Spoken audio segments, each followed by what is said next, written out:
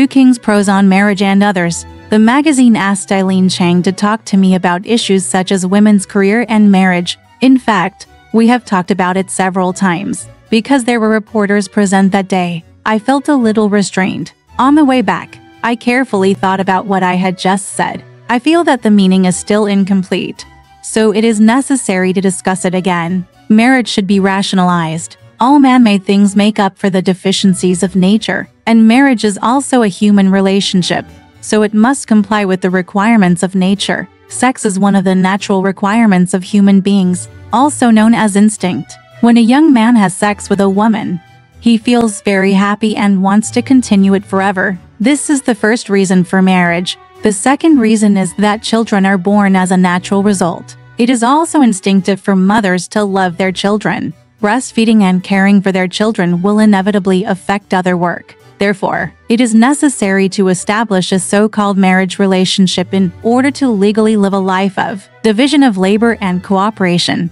This is the second reason. I think the purpose of marriage is probably this. Unfortunately, fraud occurred. Because men hold economic power in their hands, they become arrogant and think that you all depend on me for your life, and that everything must be decided by me. Because women were reluctant to part with their children, they had no choice but to give in, and over time they became accustomed to giving in. This world has finally become a man's world. The natural inequality is really helpless. Men are assigned this cheap job because of their biological relationship. When they are proud of it, they want to further their subjugation and let machines replace labor. In this way, the problem of excessive wealth disparity rises. A poor person cannot support himself, let alone his wife and children. From then on, he loses his authoritative position in the family. Women cannot let themselves and their children starve to death, so they have to take on double responsibilities and go out into society to make trouble. Capitalists hired them for cheap.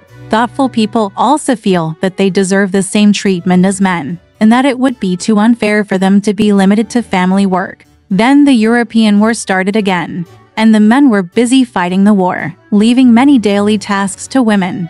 And the results didn't seem too bad. As a result, women themselves became proud, and they kept calling for equality and independence. They feel that they are really the same people as men and should do the same things. This first makes raising children difficult. In fact, it would be great if humans could be like animals. It would be easy to give birth and raise animals. Males and females would be quite equal and live the same life. However, after all, females have to work harder during pregnancy and lactation. Birds incubate eggs, and males have the advantage. Only insects have easy reproductive work. It can be said that males and females are absolutely equal. This cannot be the case for humans. Raising children is hard enough, time-consuming and takes too long. Without anyone to help, it is really too much. In the past, although men were more authoritarian, they were still responsible for the family. Although women were wronged, it was okay. Moreover, if you suppress it for a long time, it will also produce a kind of protected happiness. It is happy to have a master in this body. The strong should be strong and the soft should be soft. This phenomenon can be found in sexual relations. If men and women are equally brave, it will be very boring. Even among the animals, the males chase after the females, and it is rare to see them offering themselves up everywhere. There are examples of the coexistence of hardness and softness everywhere in the world. For example, when a man and a woman are together, the man is called the woman, and when a mother is with her child, the mother is strong and the child is soft. That is, when a man, a woman and a child are together. There is always a difference between hardness and softness. This is the so-called harmony of yin and yang. That's why I said that the job I'm most afraid of is that of a queen, which is to occupy the supreme position as a feminine person. From now on, I will never get this natural, traditional, protected or suppressed happiness. Women are not the same person as men. They are women. There is a natural inequality between men and women. That is, production is. If we want to achieve true equality between men and women, we must reduce women's work to compensate for the pain they suffer during childbirth. If she is also responsible for raising children, all other tasks should be reduced or eliminated. Only in this way can humans make up for the deficiencies of nature, which is the original purpose of marriage. Marriage provides protection and stipulates obligations for both parties. Rather than benefiting men, it is more beneficial to women and children. Therefore, if a woman wants to do the same thing as a man, she will be at a disadvantage unless she first relieves herself of the responsibility of raising children. The women's movement is a legitimate and reasonable demand for women to reduce their work, not to demand more work or to compete with men. Same job, but there is no guarantee even if you stay at home. The economic system is not sound, the law is incomplete, and people have too many free and new ideas. Yesterday I watched the video Modern Couple and saw a couple arguing in a heated debate, neither giving in nor winning. At first, it seemed that the woman had the upper hand, but in the end, the husband used his trump card. He said harshly, "If you don't agree with me, get out." The woman couldn't answer and had to cry bitterly, because this home belongs to him and he pays to maintain it, so you can't tell him to get out. When a woman loses her security, she has no lasting feeling. So she has to make up her mind as soon as possible. So she says she wants to be financially independent. However, making money inevitably puts children at risk. So many countries promote daycare centers. This kind of career is rare in China, so the foundation of a working woman has to be built on a maid. Without a reliable female supporter to rely on, she is determined not to have a career, otherwise she will make the family a mess. I am not against women's careers, because that is an inevitable trend. When the economy is in trouble and the mind is liberated, who can keep them at home? Unfortunately, in the current transitional era, working women bear double responsibilities and endure double pain. There are many outstanding people who have lost their marriages because they still have a natural and traditional desire to be protected. Therefore, men who are poorer than them or have lower status are unwilling to marry, and men with status and money do not like them. For working women, they would rather find someone who is dedicated and makes this their career, whether she is a prostitute or sells herself to be a wife. Of course, working women can also be prostitutes or be wives at the same time. But there is a problem in the first place. When the two jobs conflict, they will inevitably be unable to do both. Secondly, their energy is limited after all, and there is always the risk of doing both at the expense of the other. That's why I say that there are women who are professionally married or engaged in prostitution. Ordinary professional women will always suffer in marriage or love. Men's career success is directly proportional to love and marriage success,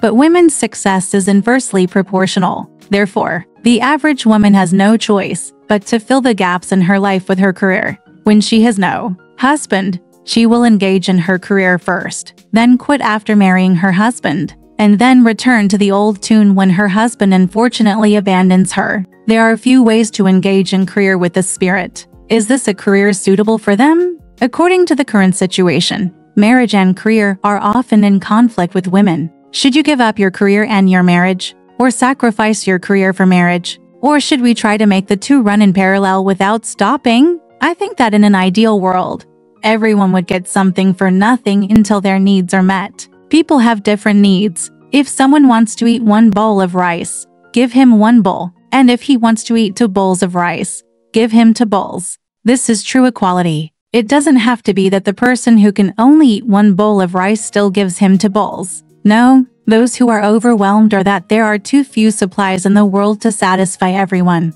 So they either compete with their abilities or use force to rob them. After getting it, greed will become more and more serious, and things beyond what is needed will be refused to be distributed to those who are short of it. So the world will be in chaos. A fairer approach is for everyone to do their best and get what they need, which seems to make more sense in theory. But there are also those who have very little power but have many needs. If you follow him, it seems that others will be dissatisfied. But this kind of free competition, where the superior and the inferior are allowed to prevail, always seems cruel to me. Otherwise, why would a physically weak person suffering from lung disease need to be given milk? If it is necessary to have a job, it should be done to everyone's liking and to the best of their ability. The lighter the work, the better, and the higher the reward, the better. If a woman needs to work, she first has the right to choose to raise boys and girls as a career. If that's not enough, then on the principle of not harming her raising sons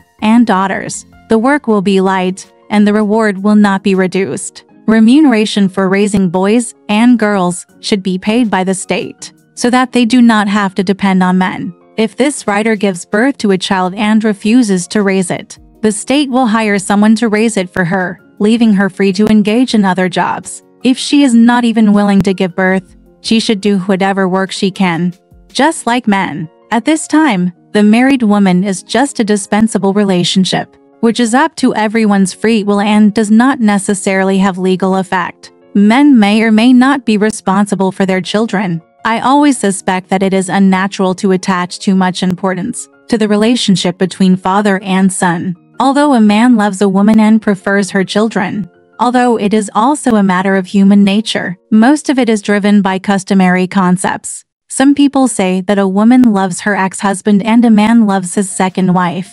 This is just enough to prove that men value sex and women value children. The above are ideals, and now we have to talk about the current facts. Working women in the general intellectual class don't have to suffer because their marriage problems cannot be solved. You should know that you are already able to stand on your own, and you don't need to mind whether you have a man to protect you or not. If you meet someone you like, you will naturally get married. Otherwise, why not talk about sex and marriage separately? As for children, those who are timid can use contraception, while those who are brave may as well admit their illegitimacy and raise and educate them.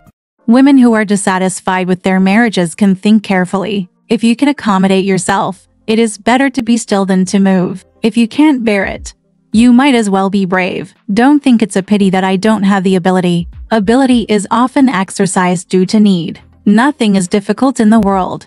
As long as there are people who are willing, there is no need to make unnecessary sacrifices for children. When I said above that women should be given the privilege of raising children, it was for the sake of women. The children themselves need reasonable parenting more than they need the mother's love. Feng has no sense of proportion and is often willing to harm her. Don't think that changing a husband means losing your child's dignity. Women's chastity is very easy. Most of our grandmothers and mothers came to China to keep their virginity, but we are not extremely dignified because of this. There were also many ancient people who were illegitimate or promiscuous, and later generations did not seem to look down upon them because of this. I think stepfathers are always less cruel than stepmothers, because children are always matters directly related to women, and men can't control these things. If the institution of marriage cannot be abolished resolutely at present, then I hope it can be more liberal and let the parties agree on everything, including not living together frequently. It is often difficult for women and men to get along well with each other, except for sexual relationships.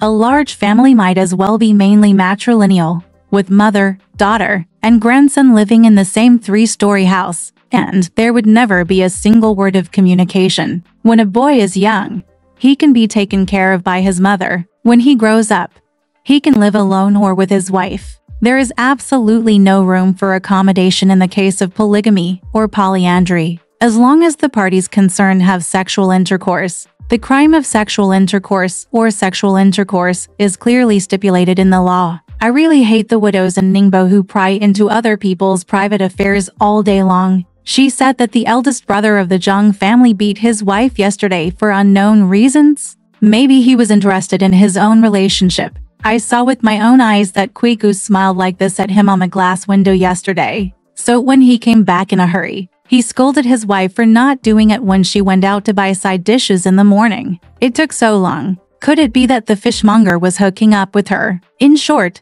these are private matters, so please keep other people's business out of the way. Marriage is originally the fulfillment of a happy sexual relationship. If it is only used to restrict and bind, thinking that it is the golden hoop of love, all kinds of abuses will naturally occur. Alright, this part of the story ends here. Want to know what happened next? Let's listen to the breakdown next time.